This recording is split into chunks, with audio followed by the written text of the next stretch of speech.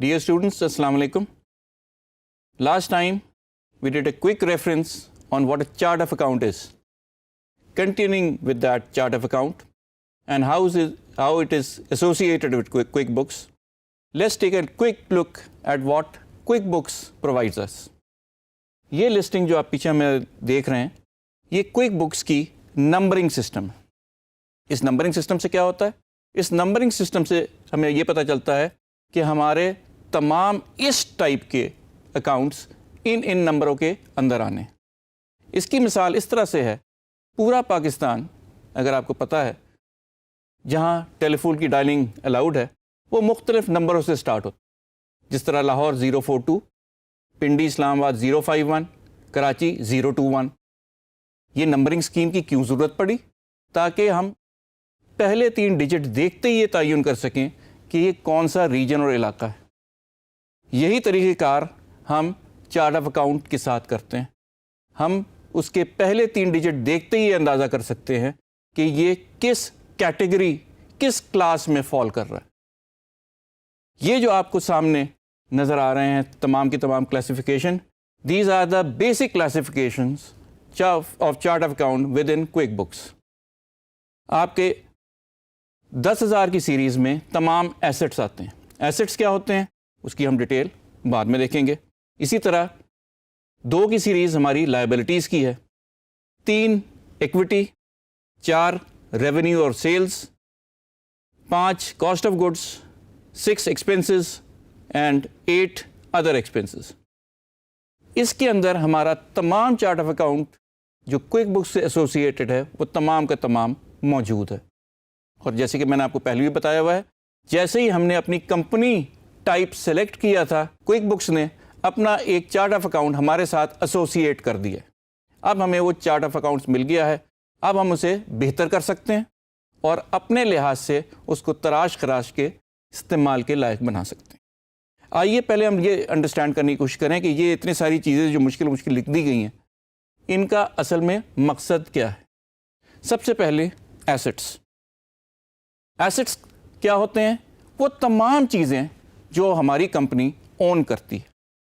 اس میں آپ کے بینک اکاؤنٹس بھی ہو سکتے ہیں، آپ کے پاس موجود تمام کیش بھی ہو سکتا ہے، آپ کی گاڑیاں، آپ کی پوری بلڈنگ، آپ کے جتنے ایسٹس اس بلڈنگ کے اندر موجود ہیں یہ تمام کے تمام یہاں لسٹڈ ہوتے ہیں اور نمبرڈ ہوتے ہیں، تاکہ ہمیں یہ اندازہ ہو سکے کہ ہمارے پاس ان تمام کے اوپر کتنا خرچہ آ چکا ہے، کتنے ہم نے پیسے اس پہ بتائے ہیں، اور سب سے اہم ہم اپنے شیئر ہولڈرز کو یا اسٹیک ہولڈرز کو یہ بتا سکیں کہ ہمارے پاس اتنے ایسٹس موجود ہیں اور ہمارے پاس ایسٹس ہماری لائبلٹیز سے زیادہ ہے، اس لیے ہمارا بزنس چلنے کے قابل ہے.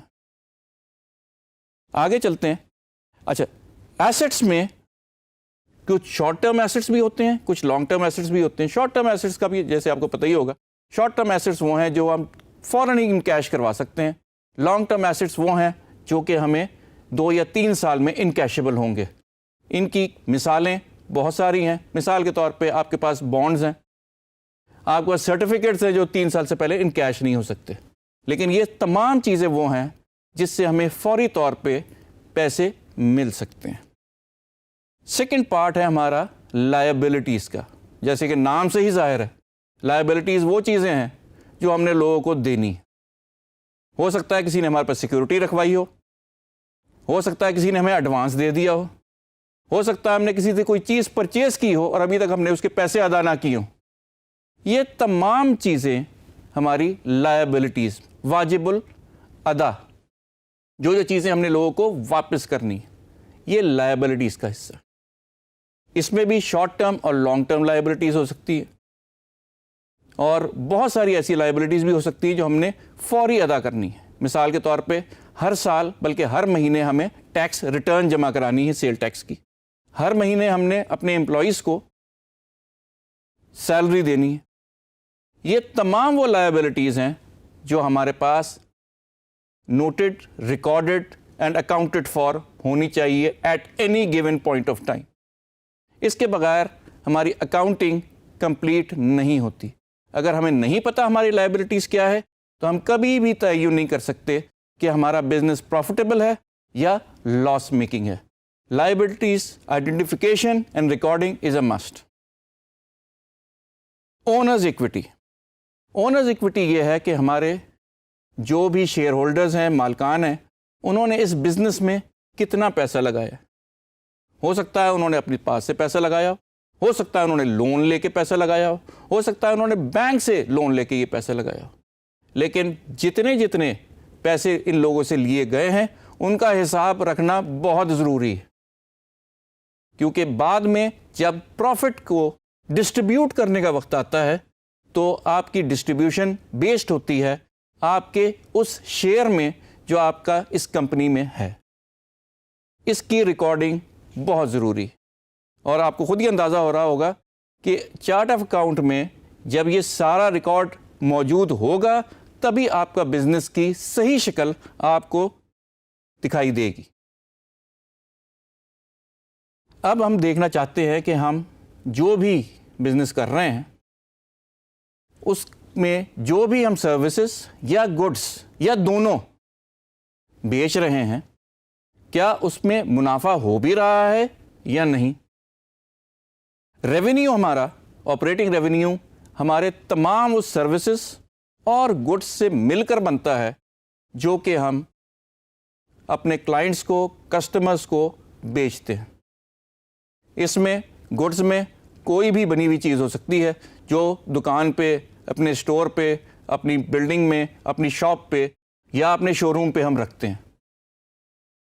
اور ہماری سروسز، ہماری اسکلس، مثال کے طور پہ اگر آپ لائر ہیں تو آپ اپنی سروسز سیل کر رہے ہیں، اگر آپ ڈاکٹر ہیں تو آپ اپنی سروسز سیل کر رہے ہیں، اور اگر آپ آرکیٹیکٹ ہیں تب بھی آپ اپنی سروسز سیل کر رہے ہیں. ہمارے بزنس میں اگر آپ کو یاد ہو ہمارا construction and building material sales کا بزنس تھا، جس میں ہم بلڈنگ مٹیریل بھی بیچ رہے تھے اور اپنی سروسز ایز کنسٹرکشن سپروائزرز بھی بیچ رہے تھے. تو ہمارے ریونیو کے دو ذرائع ہیں، ایک جس سے ہم اپنا تمام مال یا بلڈنگ مٹیریل بیچتے ہیں، اور دو جس سے ہم اپنی سروسز یا کنسٹرکشن سروسز بیچتے ہیں. یہ ہمارا ریونیو کے دو ذرائع ہیں.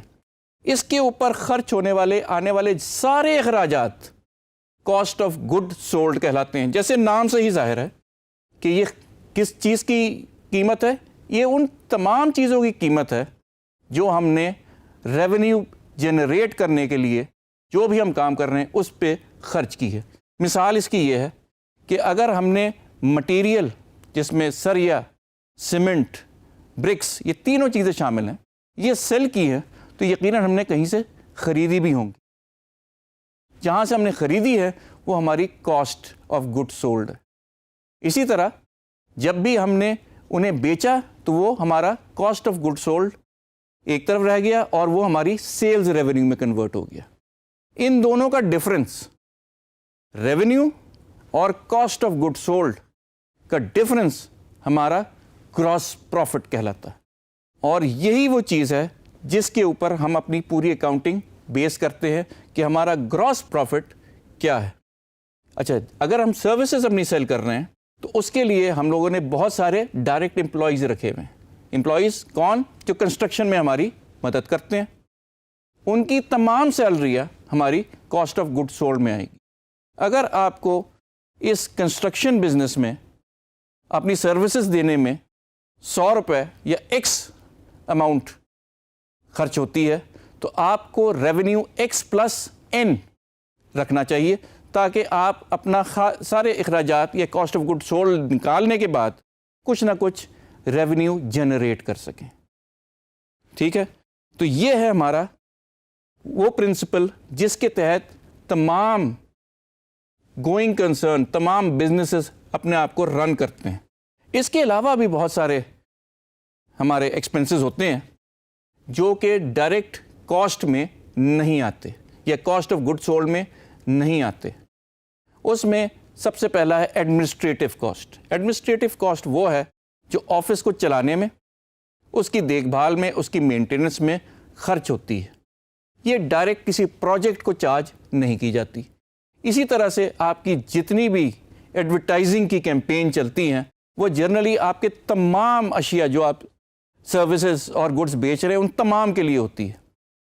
اسے بھی ہم ایک قسم کا ایکسپینس گردانتے ہیں, لیکن یہ بھی کاسٹ آف گڈ سولڈ میں شامل نہیں ہوتا.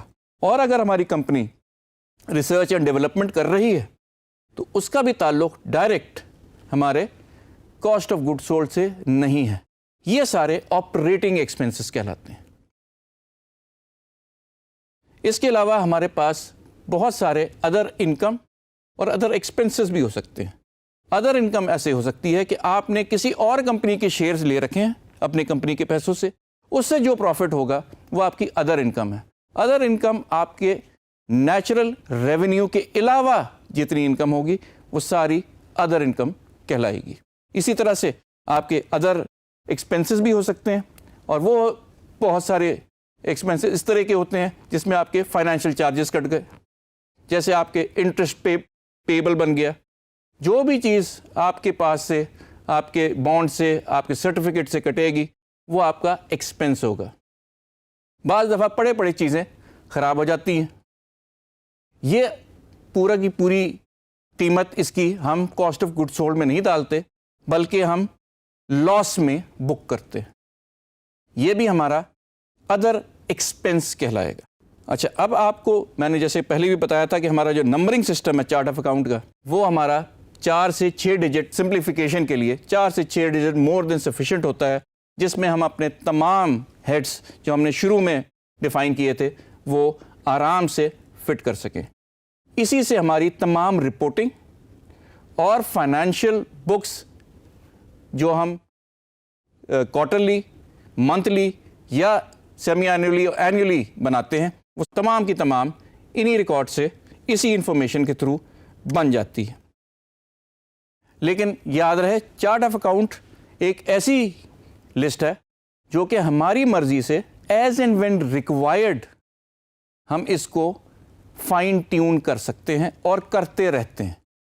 بہت ساری کمپنیاں ایک پروڈکٹ کے بعد دوسرے پروڈکٹ پہ چلی جاتی ہیں. جب وہ ایک پروڈکٹ سے دوسرے پروڈکٹ پہ جاتی ہیں تو اس کی بھی ریکارڈ کیپنگ چاہیے ہوتی ہے. اس کا مطلب ہے additional code in chart of accounts.